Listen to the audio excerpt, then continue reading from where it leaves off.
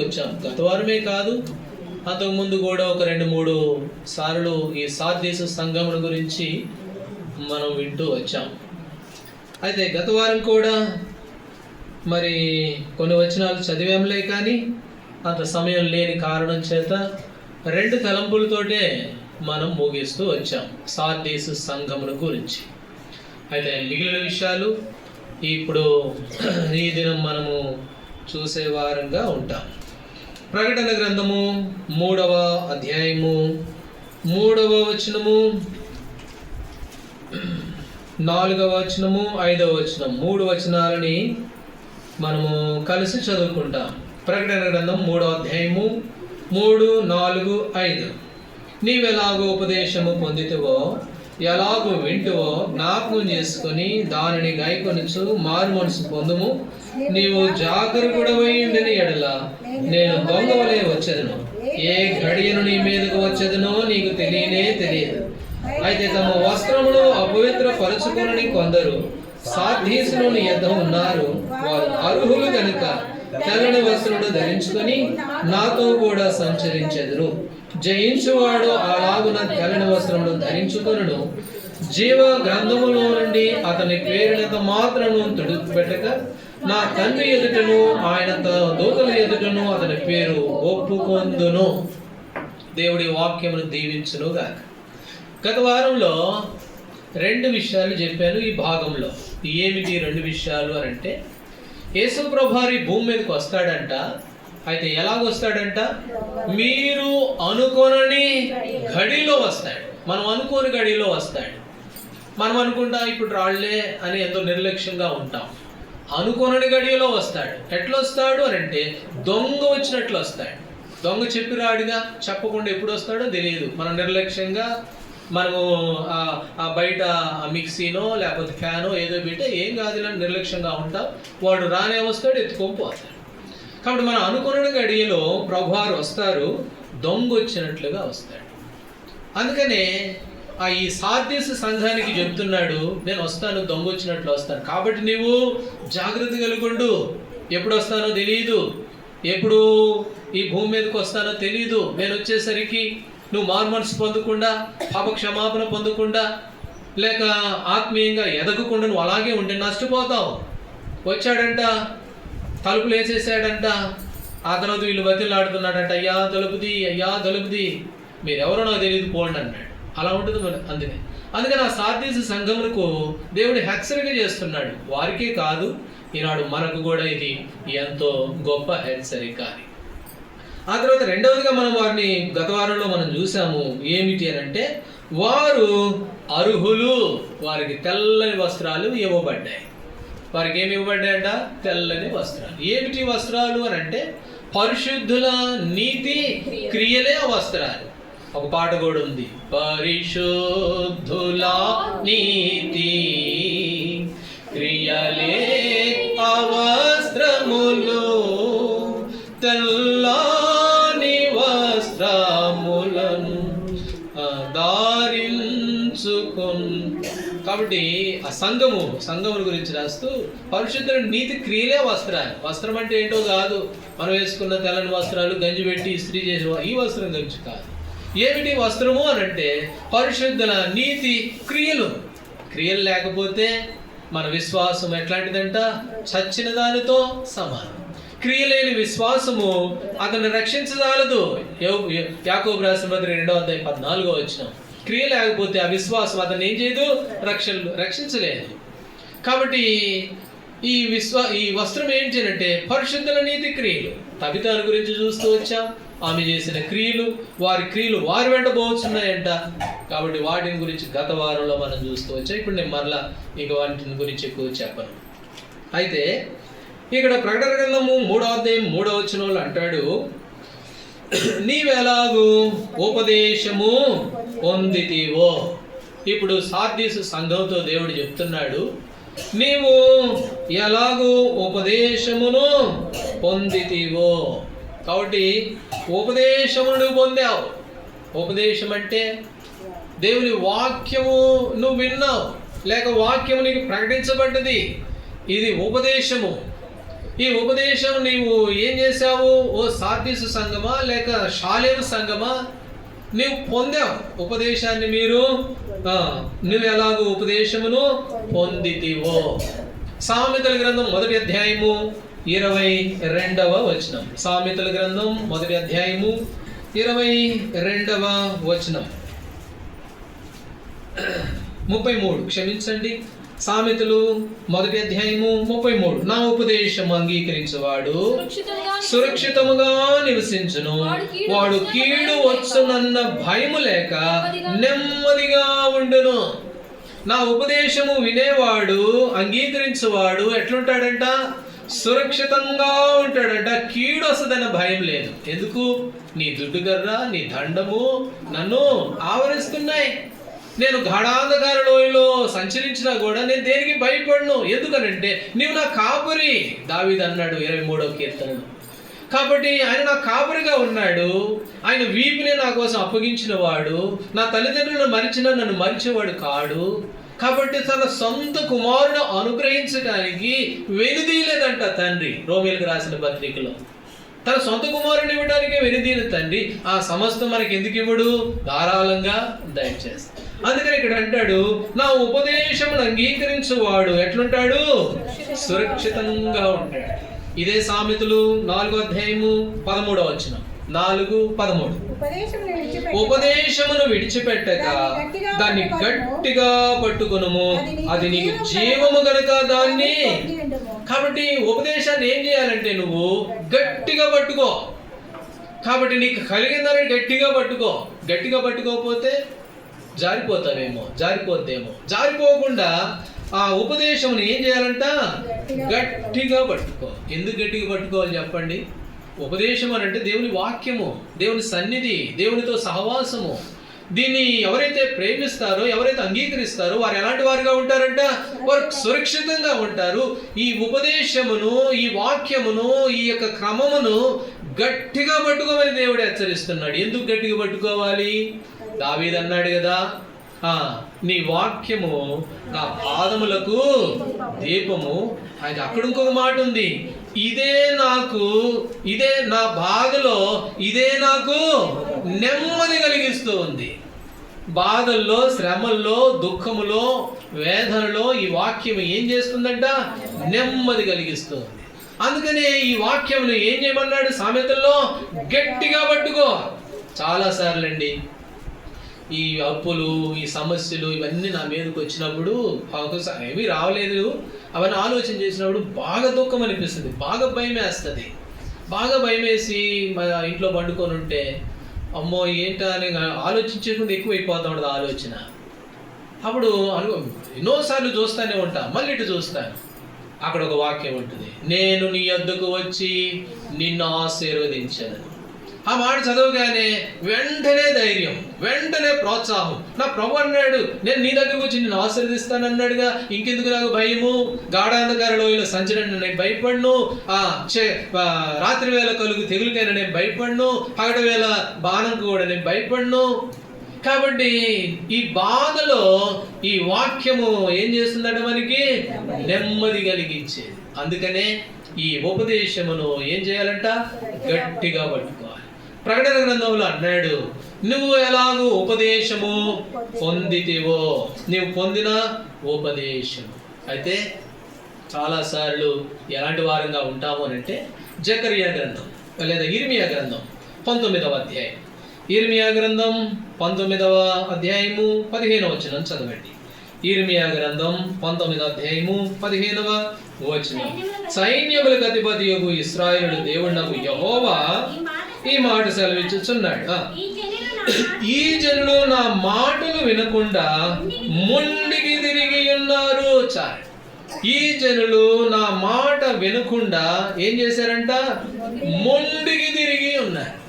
చాలాసార్లు ఎలాంటి వారంగా ఉంటాము అని అంటే, దాన్ని గట్టిగా పట్టుకో, అది నీకు జీవము, నీ బాధల్లో నెమ్మది కలిగిస్తుంది. ఉపదేశము జారు విడుస్తాను, విడవకు, గట్టిగా పట్టుకో అని అంటే, చాలాసార్లు మన సంగతి ఏమిటి అని అంటే, ఆయన మాటలు వినకుండా ఏం చేస్తారంట? మొండికి తిరుగుతామంట. మొండికి తిరిగే వారంగా ఉంటాం. జకరియా గ్రంథం జకరియా గ్రంథం 7వ అధ్యాయము 11, 12 వచనాలు. 7, 11, 12. అయితే వారు ఆలకింపనొల్లక మూర్ఖులై వినకుండా చెవులు మూసుకొని ధర్మశాస్త్రమును పూర్వీకులైన ప్రవక్తల ద్వారా సైన్యములకు అధిపతి యెహోవా తన ఆత్మ ప్రేరణ చేత తెలియజేసిన మాటలను తాము వినకుండానట్లు హృదయములను కురువిందము వలె కఠినపరుచుకొని. కాబట్టి దైవ సేవకుల ద్వారా, ధర్మశాస్త్రం ద్వారా, అనేకుల ద్వారా దేవుని ప్రేరణ చేత చెప్పబడిన ఉపదేశమును వాళ్ళు ఎట్లాంటి వారుగా ఉన్నారంట? వినకుండా కురివిందము వలె హృదయం ఏం చేసుకున్నారంట? కఠినం చేసుకుంటూ ఉన్నారు. చాలా మంది నాడు దేవుని వాక్యమును వినకుండా మరి కఠినం చేసుకునేవారు, మొండికి తిరిగిన వారు. ఒకవేళ ప్రభు వారిని సమీపిస్తుండగా వ్యక్తిగతంగా ప్రభు ఎదుట మనం కూడా కురివిందం వలె మన హృదయం ఉందేమో, మొండికి తిరిగిన వారి వలె ఉన్నామేమో, పెయ్యి మొండికి తిరిగిన ఉన్నామేమో, అది ప్రభు దగ్గర మనం సమ్మతిపరుచుకోవాలి. ప్రభువా, నీ మాటకు లోబడుతున్నానా, విధేయత చూపుతున్నానా, మీ ఉపదేశాన్ని గట్టిగా పట్టుకున్నానా, అది నాకు జీవము, అది నాకు మేలు, బాధలో నెమ్మది కలిగించేది. అయితే ఈ ఉపదేశం విషయంలో నా సంగతి ఏమిటి అని మనం వ్యక్తిగతంగా ప్రభు దగ్గర విమర్శ చేసుకున్నప్పుడు మన స్థితి, మన హృదయము బయలుపరచబడింది. కాబట్టి మరి వారు ఎట్లున్నారంటే మొండికి తిరిగిన వారు. రోమీలకు రాసిన పత్రిక 16వ అధ్యాయము 17వ వచనం. రోమా 16:17. 16వ అధ్యాయము 17వ వచనం. సహోదరులారా, మీరు నేర్చుకున్న బోధకు వ్యతిరేకముగా భేదములను ఆటంకములను కలుగజేయవారిని కనిపెట్టుడని మిమ్మును వారిలో నుండి తొలగిపోవుడి. కాబట్టి భేదాలు, ఆటంకాలు కలిగిస్తారు. కాబట్టి వినకుండా చేస్తారు. దేవుని వాక్యం, దేవుని ఉపదేశములకు లోబడకుండా చేస్తారు. అటువంటి వారిని కనిపెట్టి వారిలో నుండి ఏం చేయాలంట? తొలగిపో, దూరంగా వెళ్ళిపోయి పర్వాలా. కాబట్టి ఇక్కడ మనం చూస్తే మొండికి తిరిగిన వారు. అయితే ఆ ఉపదేశము గట్టిగా అందుకనే సార్దీసు సంఘానికి చెప్తున్నాడు. ఎందుకు ఆ మాట సార్దీసు సంఘానికి చెప్పాడు? నువ్వు ఎలాగ ఉపదేశం పొందుతావో అన్నమాట సార్దీసు సంఘానికి ఎందుకు చెప్పాల్సి వచ్చింది అంటే, వారి అనుభవం ఎలా ఉందంటే వినని వారుగా ఉన్నారు. ఉపదేశం నీ దగ్గరికి తీసుకొని రాబడ్డది, ఉపదేశాన్ని నువ్వేం చేస్తున్నావు? వినట్లా. దేవుడు ఒక మాట అన్నాడు, యోహాను సువార్త 8వ అధ్యాయం. యోహాను సువార్త 8వ అధ్యాయము 47వ వచనం. 8:47. దేవుని సంబంధి అయిన వాడు దేవుని మాటలు వినును, మీరు దేవుని సంబంధులు కారు కనుకనే మీరు వినరని దేవుడు చెప్పాడు. దేవుని సంబంధి అయిన వాడు ఆయన మాట వింటాడు. నా గొర్రెలు నా స్వరమును వినును. యోహాను సువార్త 10వ అధ్యాయంలో దేవుని సంబంధి అయిన వాడు ఏం చేస్తాడంట? ఆయన మాట వింటాడు. అయితే చాలా మంది వినట్లయినాడు, ఎంతో మంది వినట్ల. నోవాహు గొంతు చించుకొని అరిచాడు, రండి రక్షణ పొందండి, ఓడలోనికి రండి, మేలు పొందుతారు, ఈ ఉపదేశం అంగీకరించండి అని చెబితే ఒక్కరు కూడా వెళ్ళా. జలప్రళయం వచ్చేంత వరకు ఒక్కరు కూడా వెళ్ళా. ఈనాడు ఎంతోమంది ఆ అనుభవాల్లో. ఒకవేళ వ్యక్తిగతంగా ప్రభుని ఆరాధిస్తూ ప్రభుని సేవించే నువ్వు నేను కూడా లోపల కురివిందం వలె హృదయం ఉందేమో, మొండికి తిరిగి వారుగా ఉన్నామేమో, అట్లయితే గొప్ప ప్రమాదంలో మనం ఉన్నట్లు. దేవుడు సార్దీసు సంఘాన్ని ప్రేమించి ఆ సంఘానికి దేవుడు తెలియపరుస్తున్న మాట, నీవెలాగూ ఉపదేశమును పొందితివో. దేవుని సంబంధి అయిన వాడు ఏం చేస్తాడంట? ఆయన మాట వినును. ఇదే యోహాను సువార్త 14వ అధ్యాయంలో కూడా ఒక మాట ఉంది. సరే, 10వ అధ్యాయము ఆ మాట చదివి మనం ముందుకు వెళ్దాం. 10వ అధ్యాయము 16వ వచనం చదవండి. యోహాను సువార్త 10:16.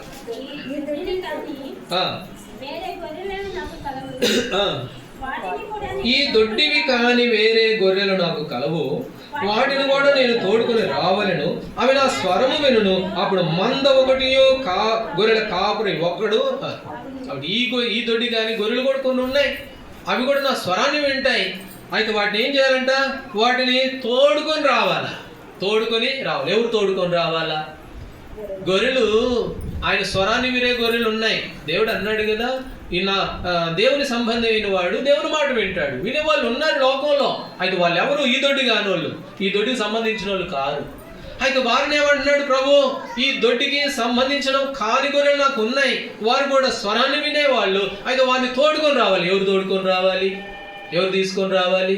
ఈనాడు దేవుని బిడ్డలుగా మనమే. అనేకులైన స్వరాన్ని వినేవాళ్ళు చాలా మంది ఉన్నారు, ఆత్మీయులు.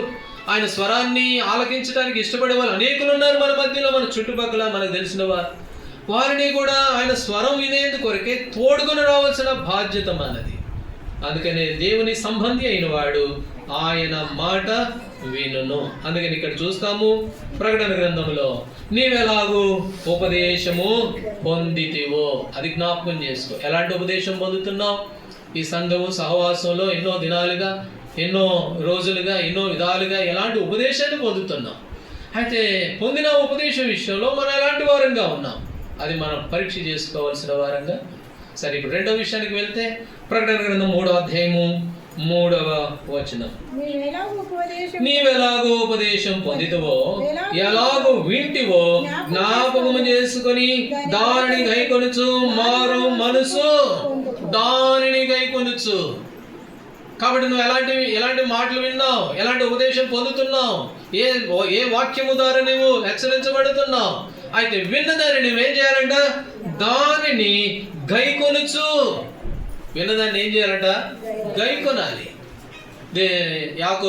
యాకోబు పత్రికలో ఒక మాట అన్నాడు భక్తుడు, 1వ అధ్యాయం 22వ వచనం. యాకోబు రాసిన పత్రిక 1వ అధ్యాయము 22వ వచనం, మీరు వినుమాత్రమై ఉండి మిమ్మల్ని మీరు మోసపుచ్చుకొనకుండా వాక్య ప్రకారము ప్రవర్తించువారునయ్యుండుడి, లేదా గైకొనువారునయ్యుండుడి. నువ్వు ఎలాగ ఉపదేశం పొందావో ఆ విన్న వాక్యమును, ఆ ఉపదేశమును నీవు గైకొను సార్దీసు సంఘమా అని దేవుడు ఆ సార్దీసు సంఘానికి హెచ్చరిస్తూ ఉంటే, ఈనాడు ఈ మధ్యాహ్న సమయంలో మనకు కూడా దేవుడు అది చెప్తున్నాడు. నీవు విన్న వాక్యమును ఏం చేయాలా? మోసపోవద్దు. నువ్వు మీరు వినేవారంగానే ఉంటే ఎట్లాంటి వారం అవుతాం చెప్పండి? మోసపోతాం, మోసపోయిన వాళ్ళం అవుతాం. మోసపోతే ఇంకేముంది? సర్పము తన కుయుక్తి చేత హవ్వను మోసపుచ్చింది. తర్వాత జరిగిన నష్టం ఏంటో మనకు తెలుసు. ఎల్లగొట్టబడ్డారు, నష్టమైపోయారు, శపించబడ్డారు. అయితే ఇవాళ మోసపోతాం. ఏంటి, నేను వింటున్నానండి అని అంటే నువ్వు మోసపోయినట్టే. అయితే ఏం చేయాలంట? వినడం కాదు. వినడం అంటే ఆ ప్రకారము గైకొనుట, లేక ఆ ప్రకారము ప్రవర్తించుట. అయితే శాస్త్రులు పరిశీలన గురించి దేవుడు అన్నాడు, వారు చెప్పడానికి ఏది చెబుతారయ్యా, వారు చెయ్యనే చేయరు. కాబట్టి పెద్ద పెద్ద బరువులు ఎత్తమంటున్నారు, వాళ్ళు ముట్టుకోరు కూడా ముట్టుకోరు. అపోస్తుల కార్యములు 7వ అధ్యాయం, అపోస్తుల కార్యములు 7వ అధ్యాయం 53వ వచనం, 7:53 చదవండి.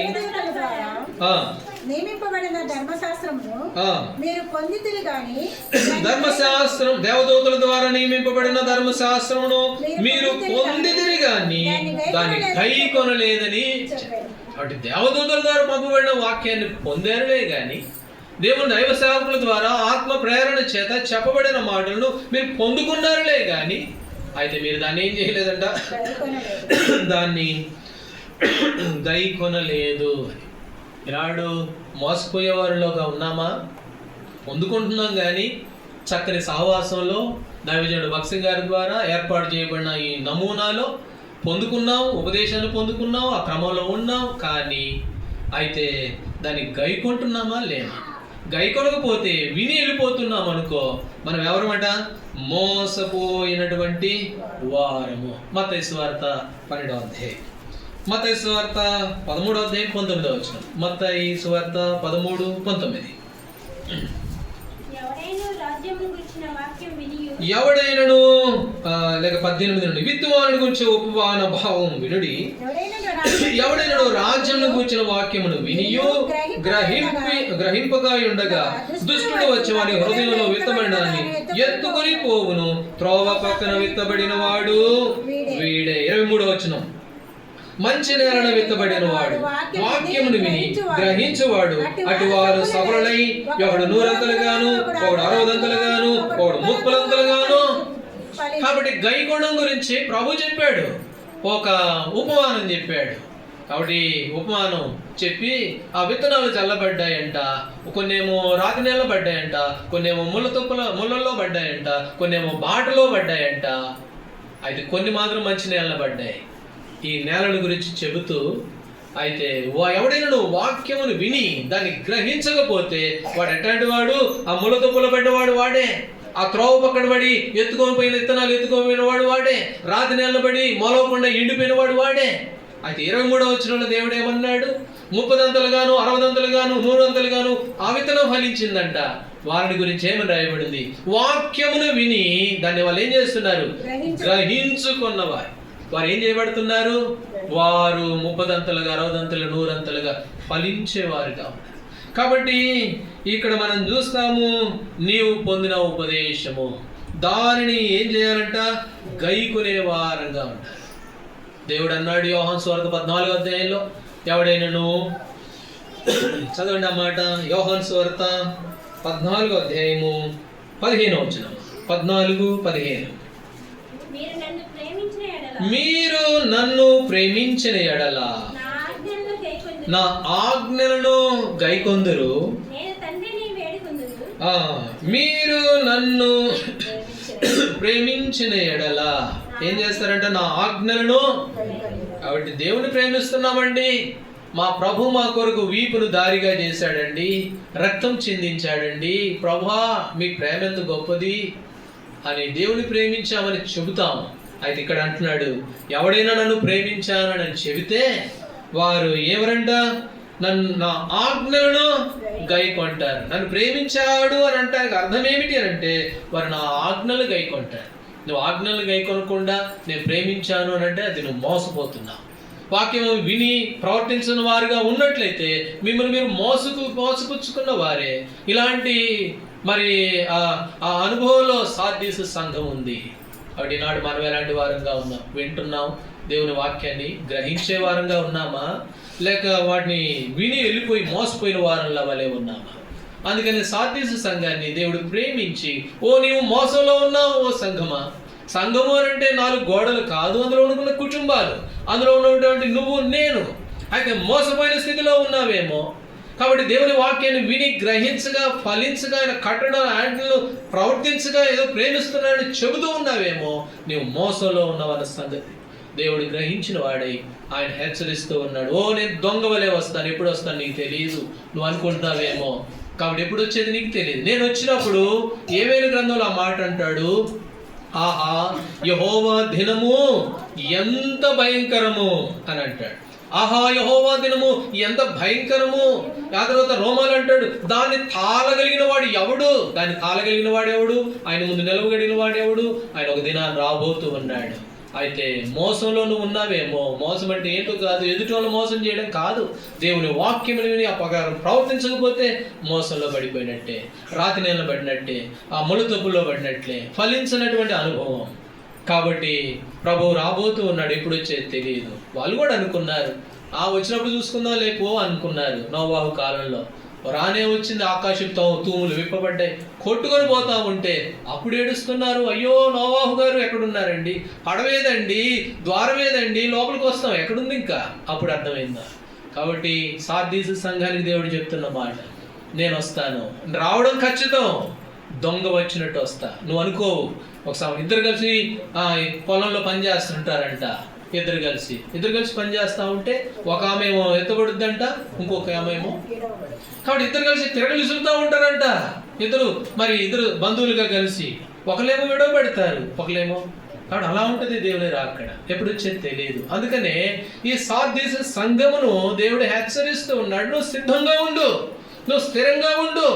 కాబట్టి నేను రాబోతూ ఉన్నాను, నీకు ఒక ఉపదేశం ఇస్తున్నాను. ఆ ఉపదేశమును నువ్వేం చేయాలా? గట్టిగా పట్టుకో. ఇది నీకు నెమ్మదిస్తుంది.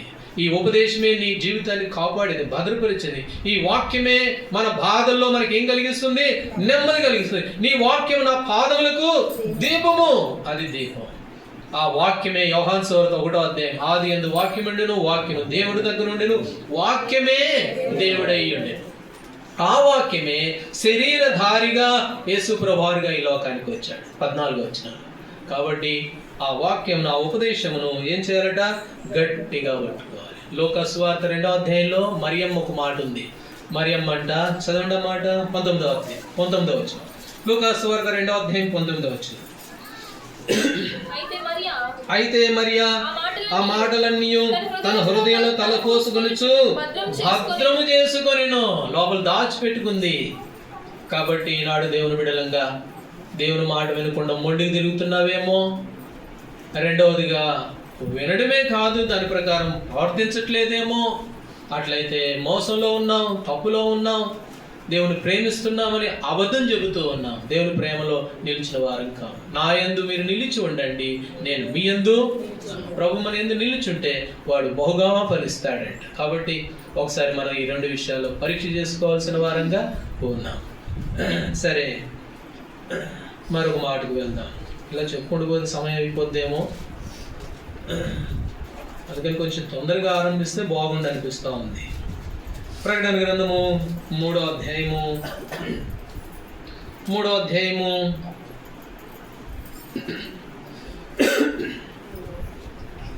సరే, చివరి మాట చెప్పి నేను ముగిస్తాను, సమయం సరిపోదు.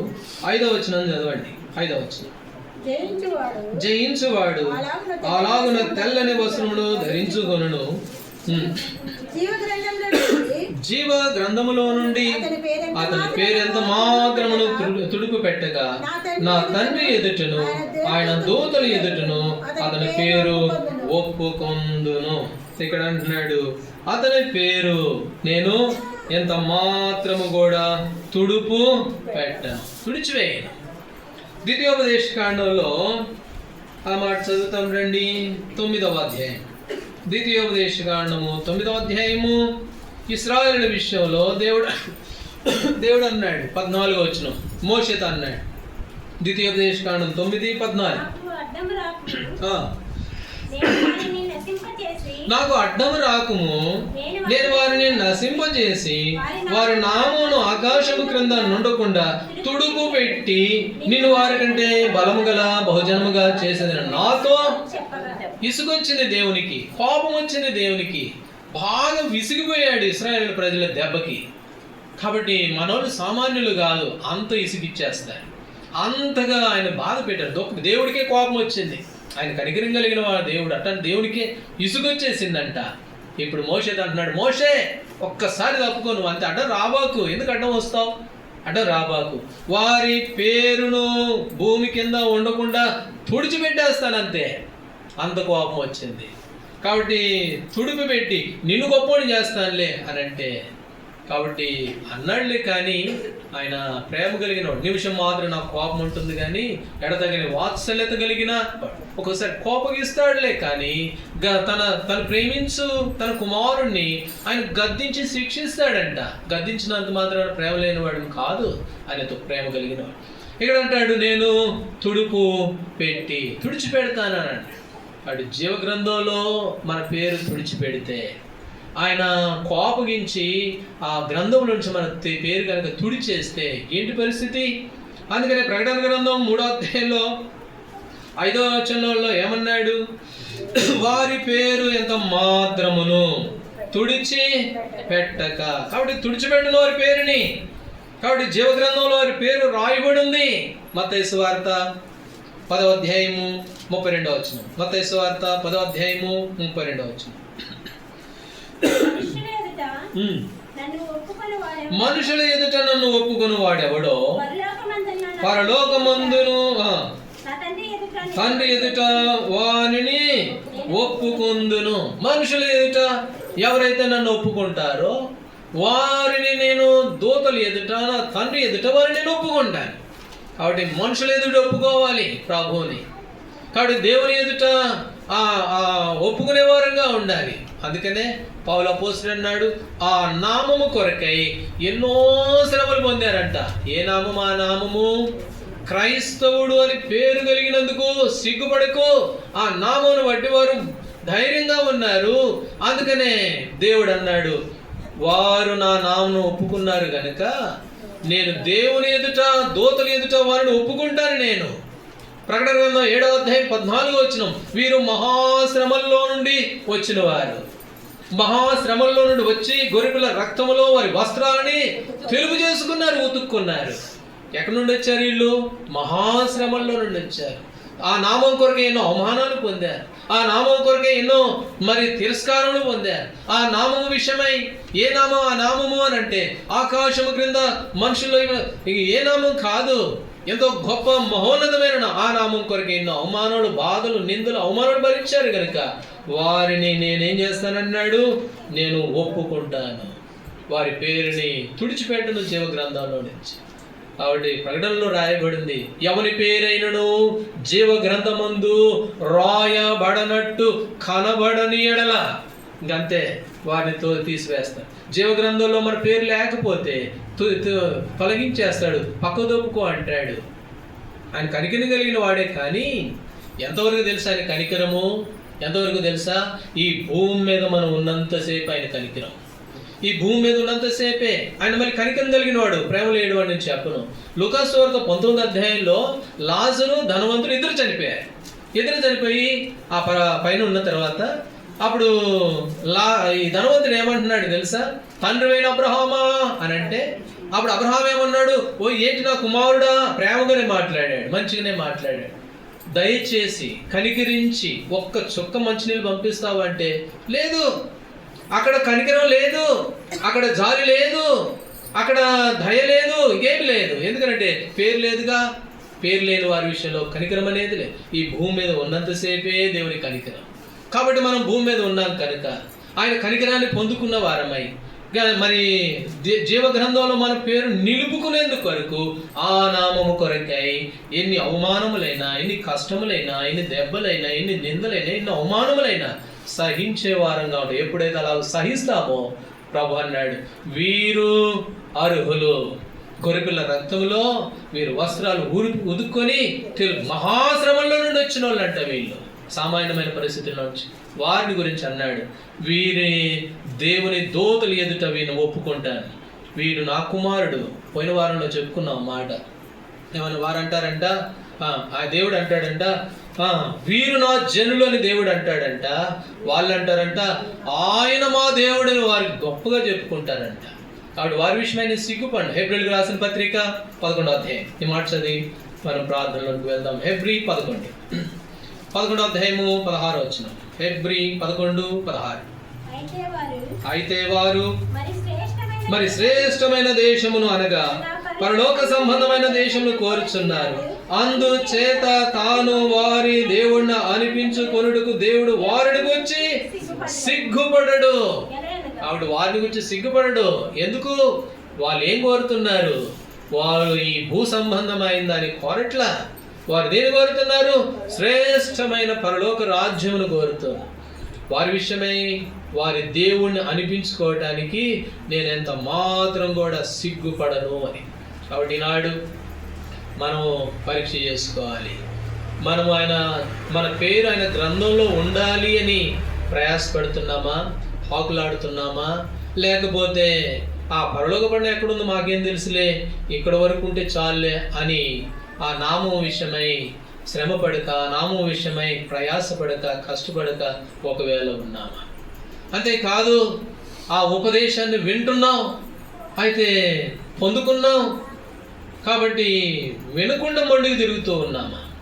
విన్నామండి వెళ్ళిపోయామండి. పోయిన వారం మందిరంలో ఏం పెట్టారమ్మా అని అంటే కళ్ళు మూసుకొని చెప్పేస్తాం, టక్కుమని చెప్పి అర్ధరాత్రి లేపినా చెప్తాం, ఏం పెట్టారులేండి, తోటకూరను ఇంకా సొక్కకూరేసి ఏనిపి పెట్టారు చెప్పేస్తాం. అయితే బల్ల వర్తమానం ఏం చెప్పారమ్మా అంటే ఆలోచించాలి. ఆరాధన వర్తమానం ఏం చెప్పారో ఆలోచించాలి. అది మానవ స్వభావం, అది మీరే కాదు నేను కూడా అంతే. పోయిన వారం ఏం చెప్పానమ్మా అని ఒకసారి నేను కూడా ఆలోచన చేస్తాను. అది మానవ స్వభావం. అయితే ఉపదేశాన్ని పొందుకున్న మనము దాన్ని గట్టిగా పట్టుకోవాలి. అంతేకాదు ఆ ఉపదేశంను పట్టుకోవడమే కాదు, దాన్ని గైకొనాలా, ఆచరించాలా, లేకపోతే ఉపయోగం లేదు. ఆచరించకపోతే ఆయన్ని మనం ప్రేమించినట్లుగా కాదు. ఆయన ప్రేమించకపోతే దేవుని యొద్దకు రండి, అప్పుడు ఆయన మీ యొద్దకు వచ్చు. మనం ఆయన ప్రేమించకపోతే ఆయన కూడా మనల్ని, మా ఇంటి నుంచి మీ ఇంటికి ఎంత దూరమో మీ ఇంటి నుంచి మా ఇంటికి కూడా అంతే దూరం. అలాగే ఉంటుంది మన జీవితంలో. కాబట్టి ఈ 3 విషయాలు జీవ గ్రంథంలో మన పేరు కొరకై దేవుని నామం కొరకై ఎన్ని అవమానాలు, ఎన్ని కష్టాలైనా సహించే వారంగా, ఓర్చుకునే వారంగా మనం ఉన్నామేమో ఒకసారి పరీక్ష చేసుకోవాలి. లేకపోతే వినకుండా మొండికి తిరుగుతూ ఉన్నావేమో, కఠినం చేసుకున్నావేమో.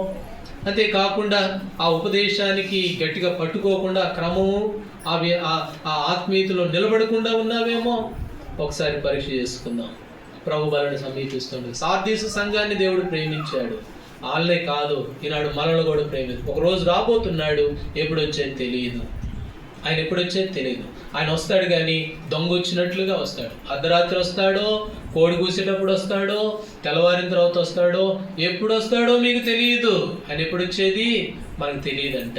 ఆయన వచ్చేసరికి ఎట్లుండాలా? దివిటీలలో నూనె పోసుకొని సిద్ధంగా ఉన్నారు ఒక 5గురు. ఎప్పుడు వస్తే అప్పుడు వెళ్ళాలని దివిటీలో నూనె పోసుకొని సిద్ధంగా ఉన్నారు. ఇంకొక 5గురేమో ఆయన వచ్చినప్పుడు నూనె పోసుకుందాంలే అనుకున్నారు. ఆయన రానే వచ్చాడు, నూనె ఎక్కడ ఉంది? సిద్ధపాటు లేదు. అరే అప్పుడు పోయి వెతుకుతా ఉన్నారంట. అప్పుడు ఏడ దొరుకుద్ది నూనె? అప్పటికప్పుడు ఏడ దొరుకుద్ది? అప్పుడు ప్రార్థన చేయమంటే ఎవరు చేస్తారు? ఇప్పటి నుంచి ప్రార్థన చేస్తే కదా. జకర్యాలోనా ఏవేల్లోనా పోయిన వారం చదువుకున్నాం.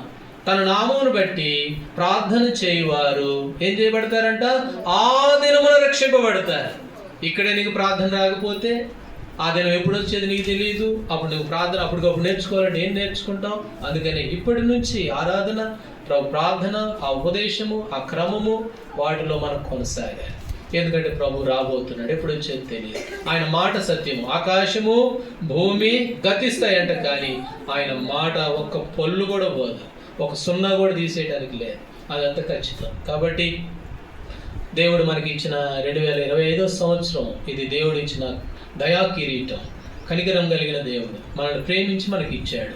అయితే ఈ సంవత్సరంలో మనము నమ్మకంగా ప్రభు కొరకై ఆ రీతిగా సిద్ధపాటు కలిగిన వారమై మరి ఆ ఉపదేశములను అనుసరిస్తూ గైకొంటూ ప్రభువుని సేవిస్తూ ఆరాధిస్తూ ముందుకు సాగే వారంగా ఉంటాం. దేవుడు ఆ విధంగా మనందరికీ సహాయపడుతుందా. ప్రార్థన చేసుకుంటాం. అది మోకరించండి. కొన్ని నిమిషాలు ప్రార్థనలో ఉండండి. ప్రార్థనలో ప్రభు బల్ల దగ్గర ఒకసారి తీర్మానం చేసుకుందాం.